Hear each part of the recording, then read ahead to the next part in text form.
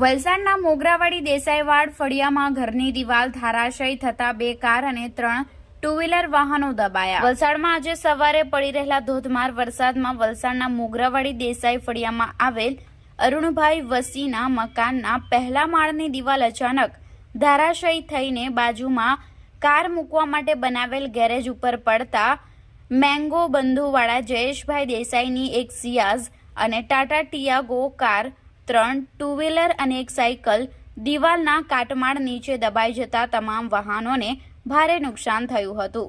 સદનસીબે દિવાલ તૂટી તે સમયે ગેરેજમાં કોઈ હાજર ન હોવાથી જાનહાનિ ટળી હતી।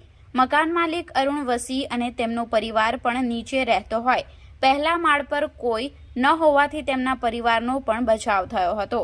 વલસાડ ફાયરની ટીમને જાણ થતાં તાત્કાલિક ફાયરની ટીમ પહોંચી કાટમાળ ખસેડવાની કામગીરી હાથ ધરી હતી। વલસાડમાં અનેક ઇમારતો જર્જરિત થઈ ચૂકી છે અને આ ઇમારતોને વહેલી તકે તોડી પાડવા માટે તંત્ર કામગીરી કરે તેવી માંગ પણ લોકોમાં ઉઠવા પામી છે।